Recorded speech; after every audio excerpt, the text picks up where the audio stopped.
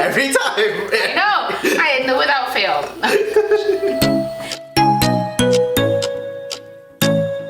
Hey, what's going on, guys? It's Mandatory Fun With Mitch and Jen. So today we are reviewing this Sweet Earth Filipino Adobo Chicken. Adobo chicken. You know, this is not chicken because it's vegan. So already in the box, you're seeing pineapple, yam, green bean, mushroom. So not your typical adobo flavors, but you know, we wanted to check it out and see how it pairs up to real adobo that we know of. So yeah. Yeah, I thought it was really cool that they even, you know, made a Filipino frozen dinner. You don't see that a lot. You see, you know, a lot of like the kung pao chicken or Korean barbecue or whatever. So this is really cool. We wanted to give this a shout out and give it a try. So like for those who watch or know of Filipino food and adobo, like you already have like soy sauce, vinegar, garlic, basil leaf, pepper. Some people put brown sugar. I put honey, and so you have those like flavors. But here we have purple sweet potato, kabocha squash, shiitake mushrooms, green beans, and pineapples, which you don't generally find in adobo at all. But you know, I understand it's vegan and they had to make do. Like the mushrooms are probably taking the place of the chicken or something. Yeah. So they had to play around with that, being that it's a chicken adobo dish made vegan. I mean, kind of cool, like just basic everything on the box. It says like 12 grams of protein per serving. So at least it looks like a healthier version, you know, versus anything that you may find like a TV dinner or frozen food. My expectation is that it may taste like it, but it just won't feel like adobo. It won't really feel like it, and I don't know that it'll really taste like it either. It's really unique for them to choose these ingredients to play a chicken adobo dish. So we're gonna cook it two ways. We're gonna cook it in the microwave. We're also gonna cook it in the wok. But before that, I think we should talk about what is like Filipino flavors. You know, like I think that's a good question to like dive into. Right. For me, I think the biggest thing is patis. Yes, I agree. There's a lot of, like, I cook my own food, like, you know, and so what I think a main ingredient in Filipino cooking is patis, right? Like one example I could think of is when I go to like dim sum and they have like the rice porridge, what we call arroz caldo, but they call like congee. Two flavors that are missing from there is ginger and patis, you know? Yeah. Like it's still good, yeah, but you can really taste the difference between like arroz caldo and their version, you know? Right, so, even though it's basically the same thing of like a rice porridge type thing. Yeah. But you're absolutely right, and like even like saffron. I don't know if Punch has saffron in it, but patis is very distinctive. Yeah. When you smell it by itself, you're like, what is that? Like, get it out of here, right? Yeah. But then when you eat a Filipino dish like without it, something is missing. Yeah. It's kind of funny. I saw a TikTok or something on Facebook. It was a black couple, and then she's like, the husband like, what the hell is this? What is this fish sauce? And then the wife is like, well, I put it in, you know, all the stir fry and all that stuff. And like, you've been having it. Right, and he's like, what is this? He's probably like, no, I haven't. Yeah. Invitational fish sauce. Yeah. No, it was definitely there. She probably got that from a Filipino. Like, yeah, they have what's your secret?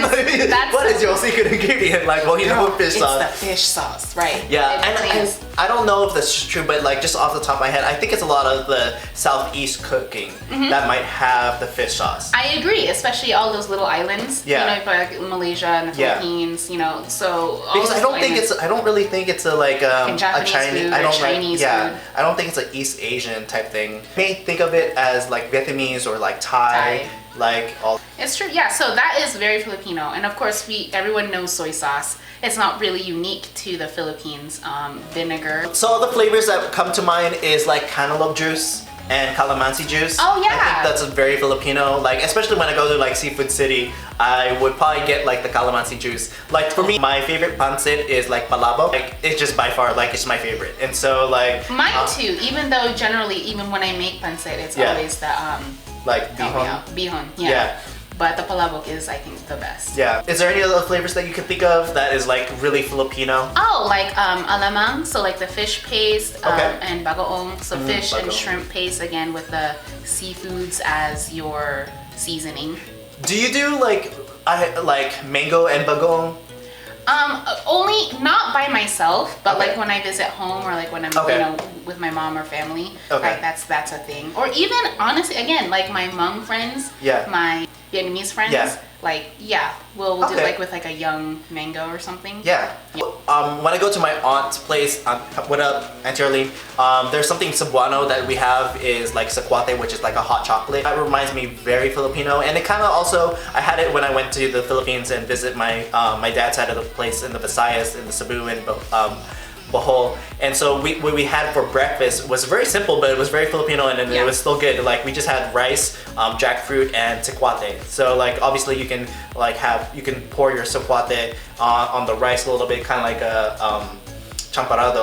That's what I was gonna say, because I know champorado. Yeah. I don't know sakwate, but they sound very similar. Yeah. And usually I get it where when you're served the champorado, it's already together, right? It's already your chocolate rice. Yeah.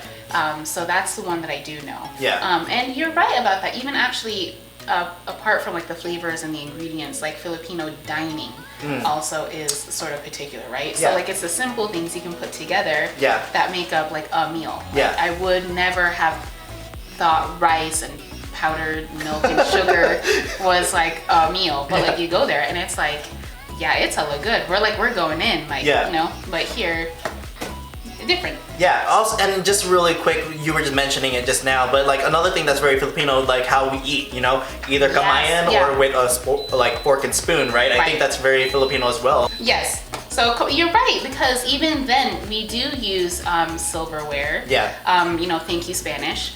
So, but how we use the fork and spoon is a little bit different. Like, it's the most logical way. It is very logical. It is logical. Like you have, it's like using a broom and a dustpan, right? Exactly. Like, you shovel it into the freaking dustpan. You put the food in the spoon. It don't gotta be hard. Sometimes you have wet rice sliding all over the place. Right? Exactly. It's the most logical thing. But like I feel like I've seen people use like a fork and like the knife to like to do it, but why are you gonna do that when you have a spoon that has a cup, you know, to like put things in and then you sweep it in. Imagine the rice slipping from the fork. What are we doing here? Yeah, so it is very logical and it works. And after I had like done it that way for so long, and then I was in the Philippines for like, I went there for a year of school. And when I came back, and that's how I ate, you know, all my classmates were, what are you doing? That's not how you stab the food with a fork. You eat your soup with a spoon. And it's like, I mean, okay, but why are we limiting ourselves? Like, you're not wrong. But yeah, and then kamayan with your hands. Yeah. So, also very Filipino. That's true. So, we're gonna start the cooking. We have two. Again, one is going to be used in a conventional oven. Microwave. And the other one is I'm just gonna cook it in a wok. Because we realize that frozen dinners are usually bought to use exactly like that, right? Maybe you're feeling lazy, or maybe you're in a place that doesn't have a kitchen and you can't cook it on the stove. But on the other hand too, personally, I just think it will taste better in the pan. And if we have these amenities in our disposal right now, like I would just cook it, because at least it's self-contained and it has all of the ingredients in it. And that's like most of the work right there, right? Yeah. Okay, so let's get to cooking. Alright, so first we have the microwave version, so just right out the microwave right here. So hot and steamy. We already have our rice on hand, so we're just gonna like take a test. This chicken here, what is that? What do you think that is? It kind of looks like a tofu kind of like consistency. So. It does, and yeah, it's not the mushrooms, I realize. Yeah, the mushrooms are different. Yeah, the mushrooms are different. So it tastes good. It tastes good. Obviously, it's not chicken, but you know, for fake chicken, it's not bad. I can't tell if it's tofu, but at least it gives a good consistency, like a texture, like for what a meat. Yeah, what you're expecting. It is a really tender chicken. Yeah. Is what it feels like. But it's not like Filipino, because like there's like green beans and yams. 100%, right.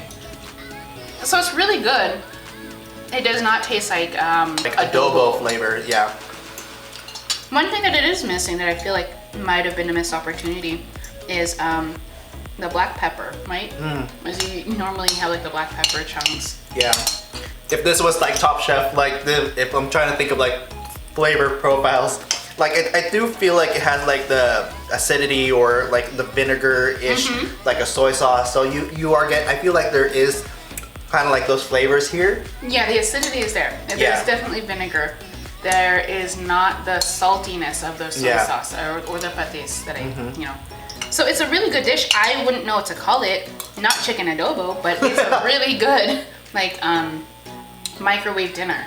And Yeah. for this being vegan, like if I were forced for whatever reason to go vegan, like I wouldn't be mad at this. Yeah, Yeah. I agree. Like, I mean, like we were just saying earlier, when you think of adobo, this isn't the first thing you think of, right? But as far as by itself, it tastes like pretty good. So that was it out of the microwave. So I took everything from the frozen box and I didn't add anything. I didn't add any water. I did spray the pan lightly with some oil to get it going, and I just cooked the contents as it was. My first thought about it and my first impression is I do love that this is already self-contained and it has all of the sauces. Like it's still pretty saucy. I think the flavors are better in a way because it's thoroughly cooked. Because not that the TV dinner wasn't cooked, I mean, but this is the heat and everything is cooked throughout, you know? Sure, I was stirring it. Yeah, as it was yeah, yeah. going. And I think it works the flavors more into the sauce. I bit something that Yeah. was like, oh, that was a pineapple. I don't know if I got a pineapple out of that one. But I do taste more of the individual flavors from cooking it on the stovetop. Overall, either way, you know, it's really good. I prefer it from the stovetop. But again, if I were taking this to work, I didn't have a stove or anything, I had a microwave. The microwave way is really great too. But if you just needed something simple for at home, like you're just lazy and you have a bunch of frozen dinners, I think this is legit for a healthy vegan dinner that you can still just throw into a pot or pan that's much quicker than chopping up all the ingredients and making a dish, right? Yeah. This is a really quick and easy and delicious way to go. Yeah. Yeah. And again, for me, like I don't really go for vegan stuff. Not that I don't want to or anything. It's just not like my first option, right? So, but as far as vegan food goes, I think this tastes pretty good. You got this at Target because this is where I found it. Yeah, exactly. I Okay. just went to a Target also. I don't know where else. Yeah, so I don't know if it's all in grocery stores, but we found it in our Target. So if you're looking to try it out yourself, go ahead, look at Target. And Sweet Earth is the brand, yeah. Yep. So awesome, thank you for watching. If you already tried it out, let us know what you think about this dish, and then obviously go ahead, check it out yourself, and then let us know after how you feel about it. And you can check out another video. So again, you can follow me at my Instagram at HeyMitchMitch. You can follow my main channel at Mitch Lozada, and you can follow me at Gilded on YouTube. I changed my name recently. Or on Instagram at GildedLeo. Yeah. Awesome. Thank you again for watching. Hit the likes and subscribe as we are building our channel. And then see you in the next video. See ya. Bye.